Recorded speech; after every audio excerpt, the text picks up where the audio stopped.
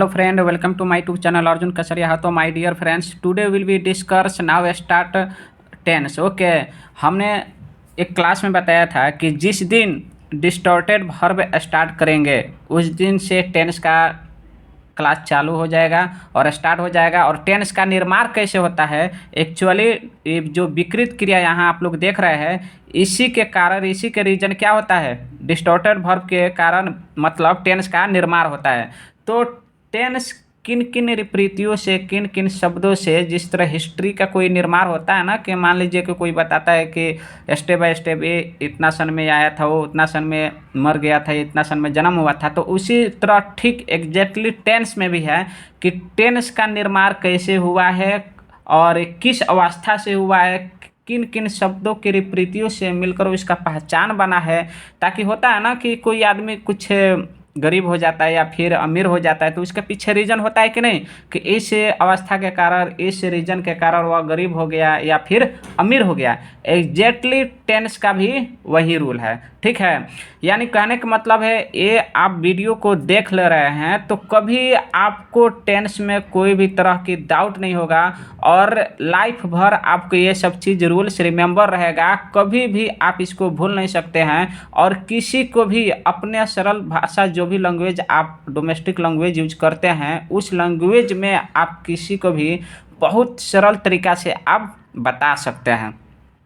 तो हमने basic class में बताया था कि वर्ब मतलब बेसिक में कितने टाइप्स के होते हैं, 3 टाइप्स का। लाइक दैट बताया था उस समय कि verb to do, verb to be, verb to do और वर्ब टू हैव, ठीक है। तो उसमें अलग अलग ये भी चीज़ हमने स्टडी किया था कि नेचुरल वर्ब क्या है, बेस वर्ब क्या है, ठीक ना। तो ये 1 बाय 1 इसके बारे में हमने स्टडी कर चुका है। बट आज जो हम लोग डिस्कस करने वाले हैं वो है हमारा टेंस। जैसे कि आप जानते हैं ना, कोई फिल्म वगैरह देखते हैं तो उसमें का जो मेन एक्टर जो होता है, हीरो बोलते हैं, उसी के ऊपर जो भी उसमें कथा रचित जो भी स्टोरी या जो भी एक्शन भरपूर जो भी सॉन्ग वगैरह उससे रिलेटेड जो भी चीज़ वहाँ क्रिएट किया हुआ रहता है, प्रोड्यूस किया हुआ रहता है, जो भी डायरेक्टर या जो भी रहता है वो सब मिलकर एक फिल्म बनाता है, जो भी 2 आवर्स या 3 आवर्स का होता है। तो उसमें मेन भूमिका किसका रहता है, हीरो का रहता है और विलेन का रहता है, और सम पीपल्स आर गेटिंग हिम, ठीक ना। एग्जैक्टली उसी तरह क्या है, टेंस है। जिस तरह हीरो मतलब फिल्म में कोई एक्टर हीरो होता है ना, उसी तरह इंग्लिश में हीरो कौन है, टेंस है। अगर आप टेंस को अच्छे तरीके से जान लेते हैं ना, तो पूरा विश्व, यानी बोल रहे हैं कि मतलब और वर्ल्ड में आप कहीं भी मूव कर सकते हैं, घूम सकते हैं, कोई तरह के आपको मतलब इंग्लिश कॉन्वर्सेशन में किसी भी प्रकार को कोई कठिनाइयाँ नहीं होगी अगर आप टेंस अच्छे से पढ़ लेते हैं। क्योंकि रीज़न क्या होता है ना, टेंस कोई व्यक्ति अगर अच्छा से नहीं स्टडी किया हुआ रहता है तो वॉइस उसको समझ में नहीं आता है, नरेशन डिग्री ये जो भी चीज़ है वो समझ में नहीं आता है। इस ठीक यही सेम चीज़ है कि अगर टेंस आपको समझ में आ जा रही है बिल्कुल अच्छी तरह से, तो आपको इंग्लिश में कोई भी पैराग्राफ या कोई कंटेंट या कोई भी रीडिंग राइटिंग न्यूज़पेपर जो भी है वाट एवर, आपको कोई दिक्कत नहीं होगा स्टडी करने में या फिर आपको स्पीकिंग करने में, ठीक है। तो इस वीडियो पर आप विदाउट एनी स्किप आप स्टार्टिंग टू एंड पॉइंट तक बने रहिए, कंटिन्यू। आपको बहुत लाजवाब ट्रिक के साथ टेंस हम मतलब बताएंगे आपको with example, step by step, ठीक है। तो देखिए, हमने पिछले क्लास में बताया था कि भर्व यानी मतलब जिसमें समय शक्ति लगता है उसे भर्व कहते हैं। कोई अदर ज़्यादा मतलब लाइन वाला आपको डिफिनेशन रिमेंबर करने की ज़रूरत नहीं है, ठीक ना। सिर्फ आप इतना ही जाने जिसमें समय और शक्ति लगता है वो भर्व होता है, ठीक है।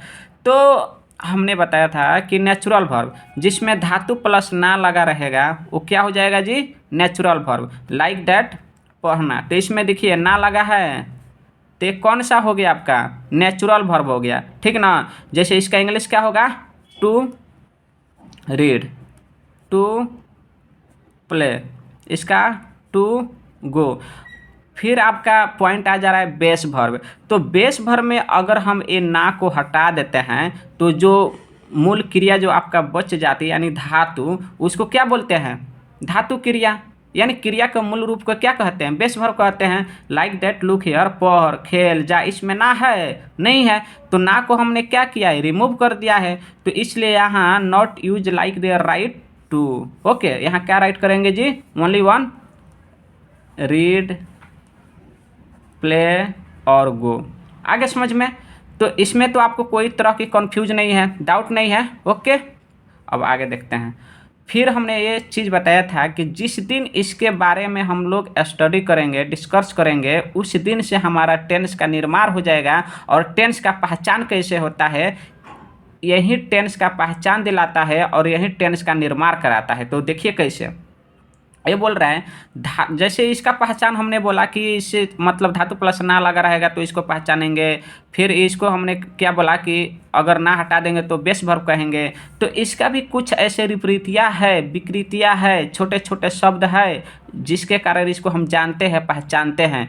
ठीक ना? जैसे कोई बोलता है ना कि साधु को कैसे पहचाना जाता है, तो साधु को क्या होता है, वो टीका फाना और कुर्ता, वो जो भी है रंग कलर का वो पहना हुआ रहता है, कुछ जो भी है उसका वेशभूषा अलग रहता है, तो उसको हम समझते हैं क्या है, साधु है।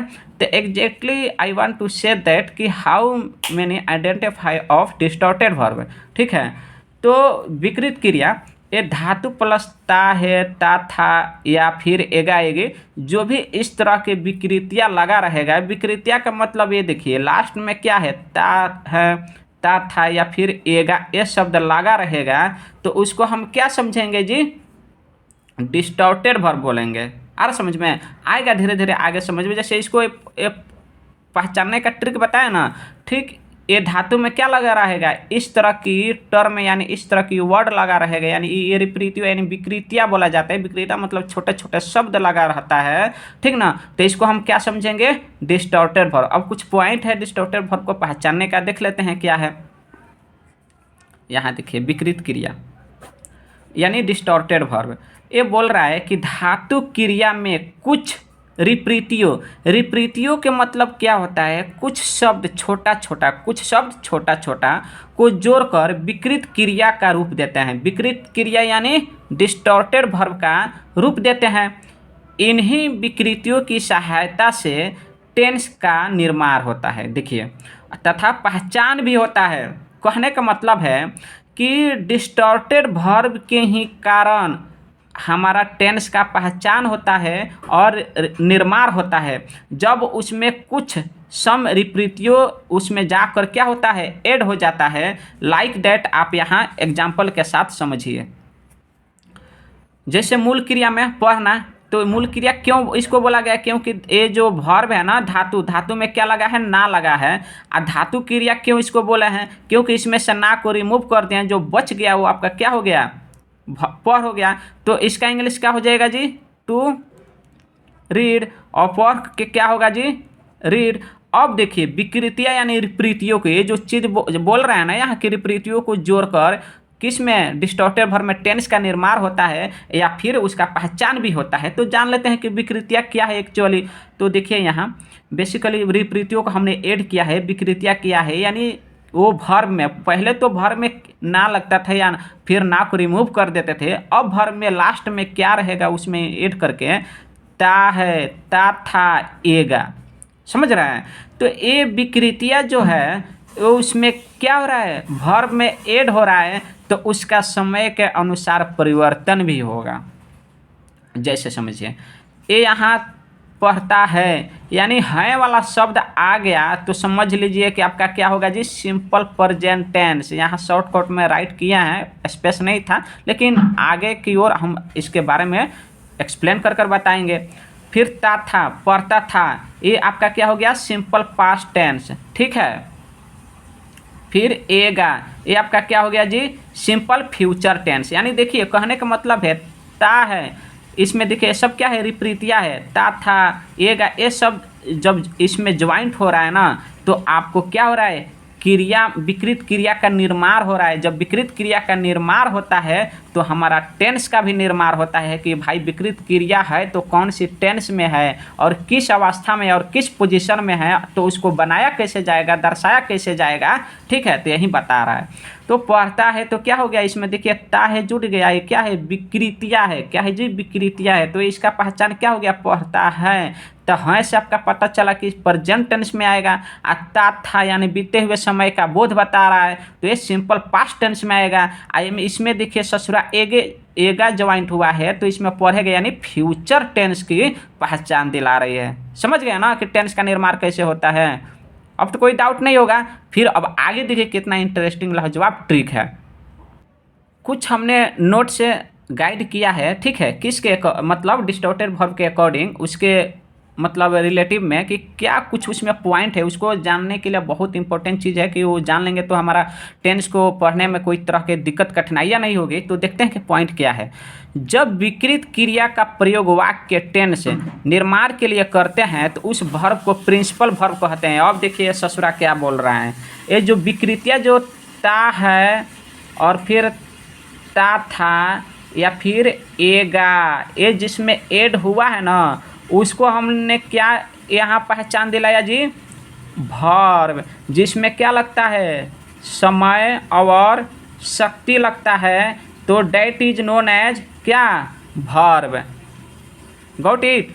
तो फिर देख लेते हैं क्या बोल रहा है। जब विकृत क्रिया, क्या बोल रहा है, जब विकृत क्रिया का प्रयोग वाक्य टेंस के निर्माण के लिए करते हैं तो उस वर्ब को प्रिंसिपल वर्ब कहते हैं, ठीक ना। जिसमें ससुराल सब जो लग जाएगा ना, उसको क्या बोलेंगे, प्रिंसिपल वर्ब, या प्रिंसिपल वर्ब को आप मेन वर्ब भी कह सकते हैं, और that is known as also verb. तो वहीं आपको यहाँ इंक्लूड कर कर बताए हैं जिसमें समय शक्ति लगता है वो क्या हो गया, वर्ब हो गया। जैसे खेलना, खेलने में आप बताइए समय शक्ति लगता है कि नहीं लगता है, जल्दी से बताइए, लगता है ना। तो क्या होगा जी इसका इंग्लिश, टू प्ले, इसका to read. Are you got it, okay right. तो इसका एग्जाम्पल कुछ देख, ही वाज रनिंग, वह दौड़ता, मतलब वह दौड़ रहा है। क्या होगा, ही वाज रनिंग, वह दौड़ रहा है। तो इसमें दौड़ने में समय शक्ति लगा कि नहीं लगा है, लगा है ना। तो एग्जाम्पल के तौर पर ये ले लिए हैं, लेकिन एक्चुअली जब कैसे बनाया जाएगा सब चीज़ बता रहे हैं, ठीक ना। अब आते हैं फाइनली हमारा टेंस का तो निर्माण हो गया, पहचान भी हो गया, कैसे हुआ, क्यों हुआ, किस विपरीतों को किस शब्दों के मिलकर हुआ, ये तो हमने जान गया एक्सप्लेन करके स्टेप बाय स्टेप। अब आते हैं हमारा टेंस पे, ठीक है, कि टेंस किसे कहते हैं। By the way any person ask you tell me something about tense, ठीक ना, या फिर what is tense, can you tell me definition, तो श्योर यू टेल हिम, आप बता सकते हैं ना उसे बिंदास। आप बोलिएगा tense is category that expresses time reference. कुछ नहीं है ससुरा इंग्लिश, या ये क्या बोल रहा है, टेंस जो व्यक्त करता है उस कैटेगरी को जो टाइम को रेफरेंस करता है। टाइम रेफरेंस का मतलब समझ रहे हैं, पास्ट, फ्यूचर, प्रेजेंट, यही हुआ जो एक्सप्रेस करता है टाइम को इन बिटवीन, मतलब इसके टर्म में। आ रहा समझ में ना। तो वहीं ये बोल रहा है कि tense is a category that expresses time reference. ये टेंस एक ऐसा चीज़ है जो टाइम को क्या करता है, बताता है, बोध दर्शाता है, उसका रेफरेंस यानी रिलेटिव करता है कि पास्ट में है कि फ्यूचर में है, या फिर है तो क्या चीज़ में है, उसी को टेंस बोलते हैं। या सिंपल ट्रिक से बोल सकते हैं कि क्रिया के करने में जो समय लगता है उसे टेंस कहते हैं। आई योर चॉइस, आप जैसे आपकी इच्छा, जैसे आप समझ ले, ठीक ना। आप इसको भी रिमेंबर कर ले, या फिर मैं जैसे हिंदी में बताया वैसे आप समझ ले, जैसे आपकी मर्जी। तो देखिए, तो मान लीजिए कि टेंस का डिफिनेशन तो हम लोग जान चुके हैं, लेकिन बाय द वे फिर एनी पर्सन आस्क यू कि how many types of tense, tense के कितने प्रकार होते हैं, ठीक ना, कितने प्रकार भागों में बांटा हुआ है। तो इसको हम एकदम घरेलू लैंग्वेज में जिस तरह हम बोलते हैं ना, बोलचाल की भाषा कर, उसी तरह हम इंग्लिश को इंग्लिश तरह से नहीं स्टडी करेंगे, ताकि अपने घर में जो लैंग्वेज यूज करते हैं उसके तरीके से हम लोग एग्जैक्टली उस टाइप की लैंग्वेज से हम इसको स्टडी करेंगे, ताकि लाइफ में कभी नहीं हमको टेंस पढ़ने की ज़रूरत हो और कभी हम इसको फॉरगेट ना करें, मिस ना करें, हमेशा हमारे साथ रहे। आ रहा समझ में। तो देखिए टेंस जो होता है 3 टाइप्स में बांटा हुआ रहता है। टेंस को कितना बेटा होता है, टेंस के 3 गो बेटा, कौन कौन, present tense, past tense, future tense. तो ये देखिए सिंपल टेंस यानी प्रेजेंट टेंस को आप सिंपल प्रेजेंट टेंस भी कह सकते हैं, पास्ट टेंस को सिंपल पास्ट टेंस भी कह सकते हैं, एंड अदर फ्यूचर टेंस को सिंपल फ्यूचर टेंस भी कह सकते हैं। टेंस को कई गो बेटा, कितना बेटा है, 3 गो, और तीनों गो के ये 3 गो जो है तीनों का 4 बेटा होता है। प्रेजेंट का 4 बेटा, पास्ट का 4 बेटा और फ्यूचर का 4 बेटा। जैसे आप रामायण देखे हैं ना, जैसे राजा दशरथ का कितने बेटे हैं, 4 बेटे हैं, और उनका बेटे क्या है, अलग अलग है। सेम वही है, टेंस के कितना बेटा है ससुरा, टेंस टेंस के 3 गो बेटा है। यहाँ देखिए, एगो हई है, एगो ए है, एगो ए है, ठीक है। इसी को प्रेजेंट टेंस का भी 4 गो बेटा है, पास्ट टेंस का भी 4 गो बेटा है, और फ्यूचर टेंस का भी 4 गो बेटा है। तो 4 गो बेटा है, तो उसके बारे में जानेंगे कि कौन किस टाइप का है, कौन पढ़ता है, कौन नहीं पढ़ता है, कौन बदमाशी करता है, कौन किस टाइप का है, उसका बिहेव क्या है। यानी वो कहने का मतलब जोर जार के क्या हो, उसका रूलवाम जो रूल है ना, वो जानेंगे। ये चारों का अलग अलग रूल क्या है, आ रहा समझ में ना, वो चीज़ जाने के प्रयास करेंगे। तो देखिए यहाँ टोटल हमारे यानी क्या होता है, 12 होता है टेंस, आ रहा समझ में ना। तो देखिए सबसे पहले जानेंगे प्रेजेंट टेंस, ठीक ना। जैसे present tense, past tense, future tense हुआ ना, तो पहलका के बारे में जानेंगे, पहले वाले के बारे में कि प्रेजेंट टेंस कितने प्रकार के होते हैं, प्रेजेंट टेंस कहते तो किसे है, ठीक ना। तो देखिए इंग्लिश फॉर्म क्या लिखा है, English definition, that form of a verb that refers to the current time is said to be in the present tense. ये बोल रहा है ना, जो समय अभी जारी है, जो समय अभी चल रहा है, उसको क्या बोलेंगे, प्रेजेंट टेंस, यानी वर्तमान काल। Are you got it. हाँ, तो चलिए आगे देखते हैं फिर क्या होता है।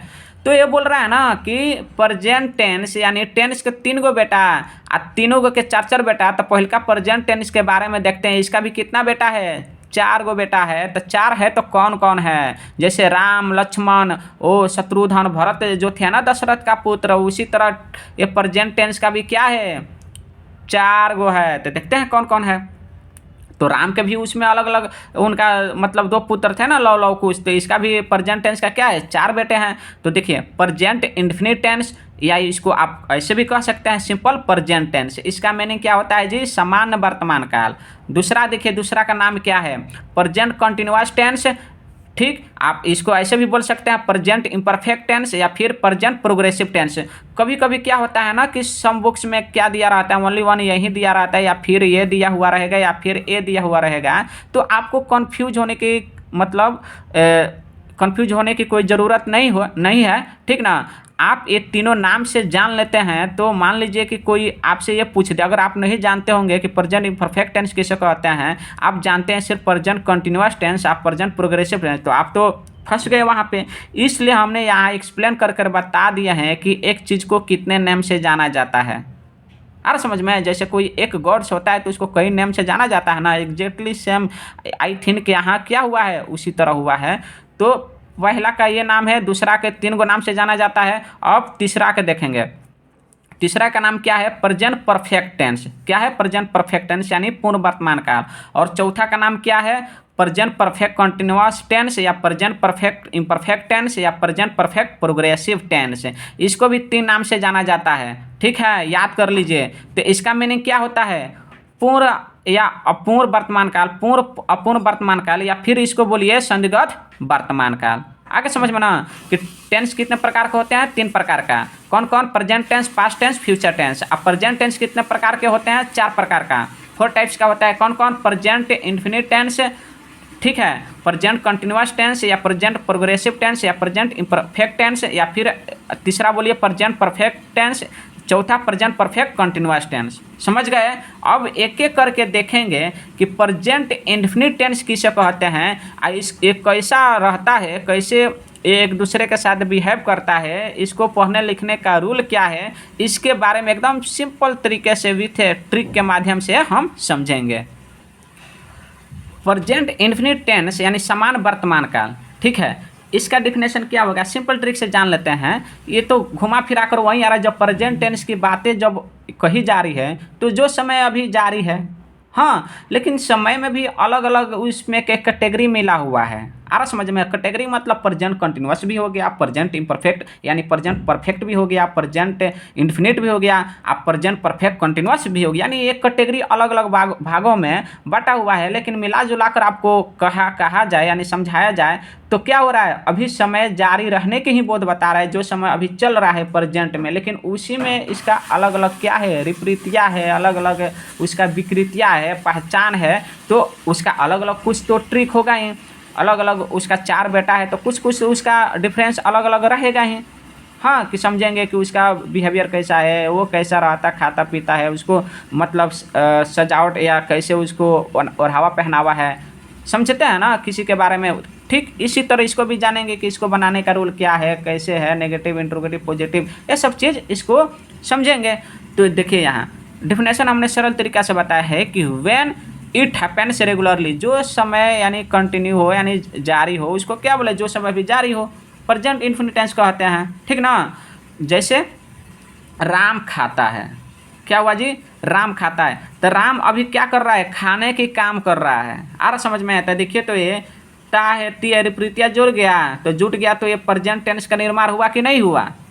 तो फिर ये जिसमें ये धातु प्लस ता है ती ये जुट गया, तो क्या हो गया आपका डिस्टॉर्टेड वर्ब हो गया। क्या हो गया जी, डिस्टॉर्टेड वर्ब हो गया।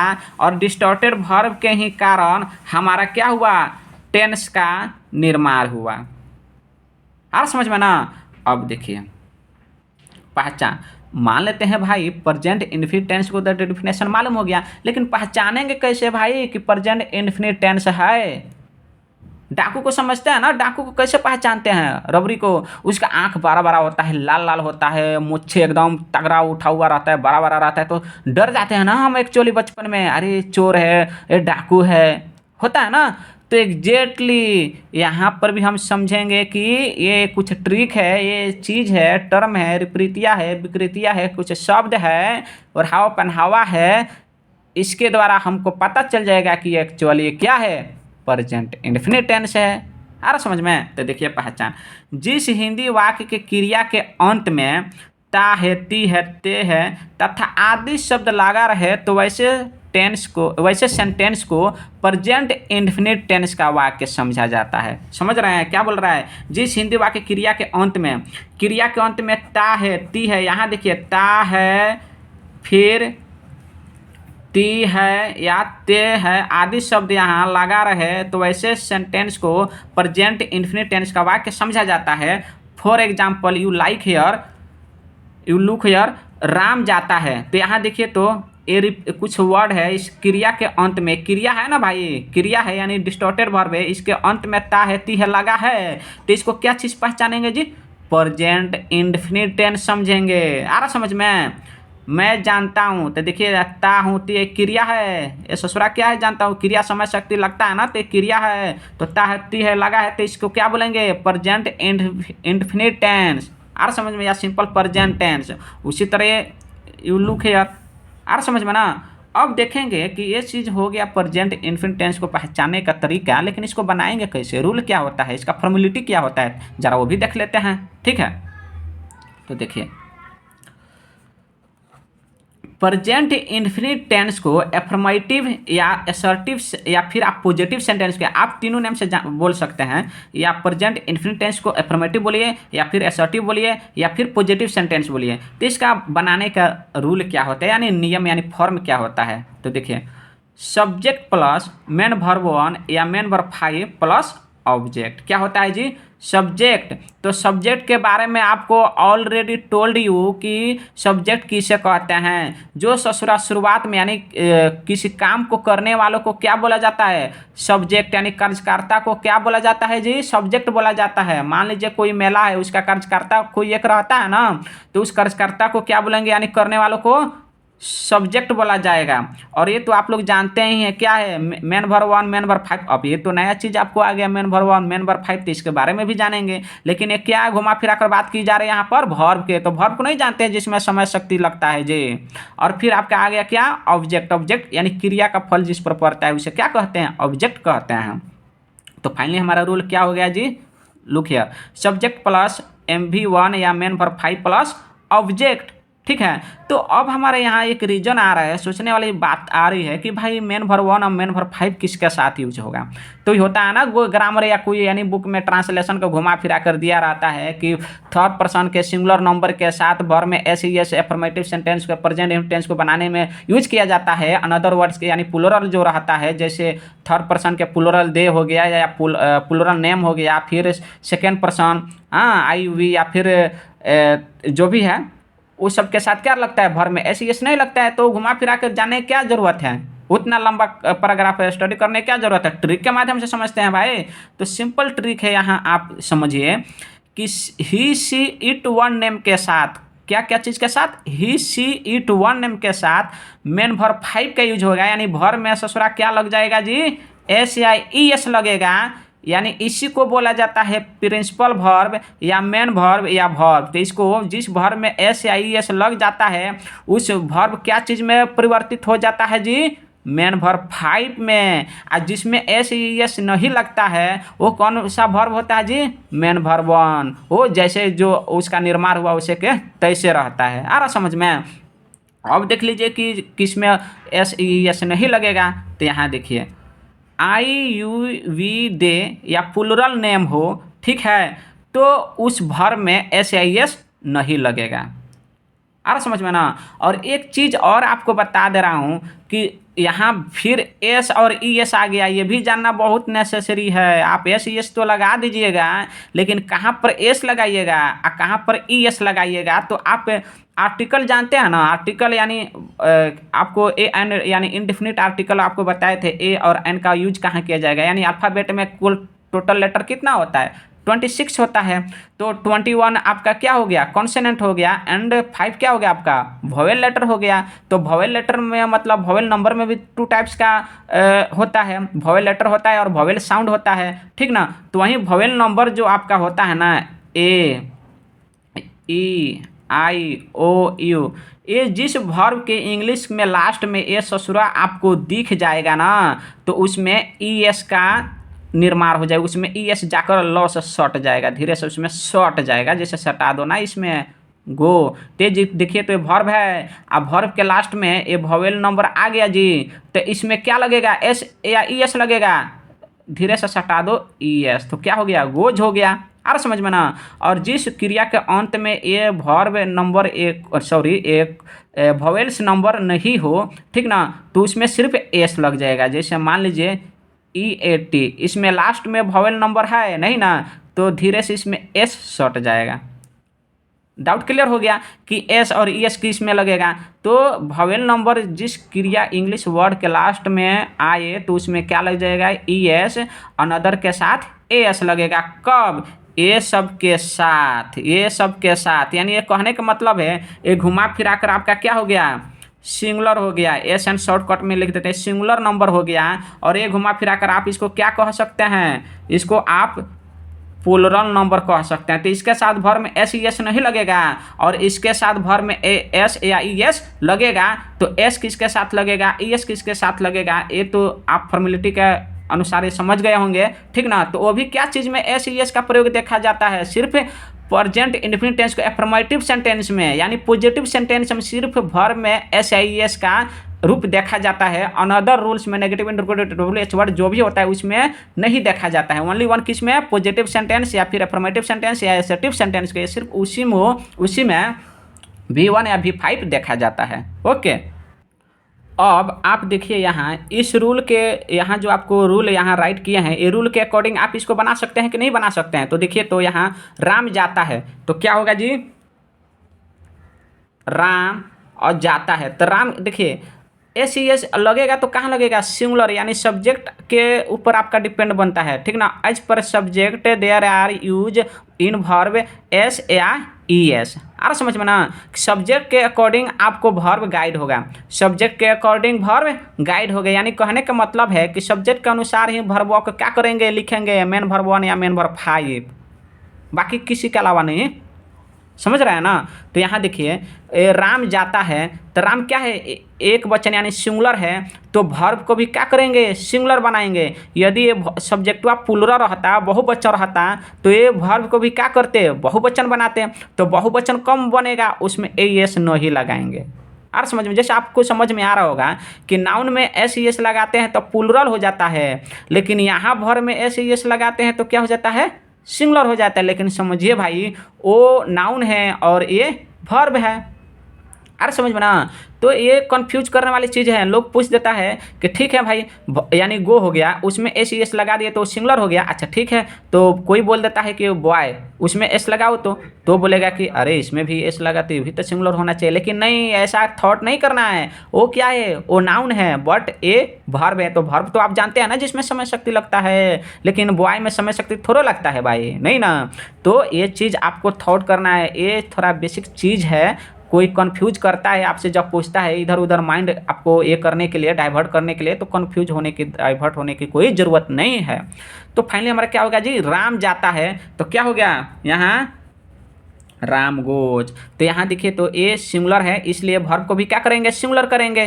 तो इसमें देखिए वर्ब क्रिया के अंत में इंग्लिश वर्ड में ओ आ गया, वॉइल नंबर आ गया, तो यहाँ ई एस धीरे से सट गया, जुट गया कि नहीं जुट गया, और जुटना ही होगा, कंपल्सरी है, रूल है, ठीक है।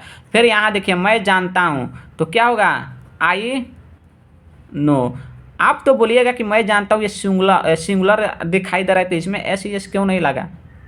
ये दिमाग में आ रहा होगा ना आपका कि मैं जानता हूँ, आई नोज होनी चाहिए, लेकिन क्यों नहीं हुआ, रीज़न आपको बताते हैं। एक जेंडर यानी छक्का को जानते हैं, ट्रेन में घूमने वाला, बाजार में घूमने वाला, ताली जो बजाता है, पैसा वसूली करता है, वो ना जेंट्स में रहता है ना लेडीज़ में रहता है, वो दोनों का क्या होता है, बीच बिचवा रहता है। तो ये कहने का मतलब वो क्या हो गया, अपवाद हो गया। उसी तरह ये मैं जो है ना, ये बीच बिचवा, इसको अपवाद बोला जाता है।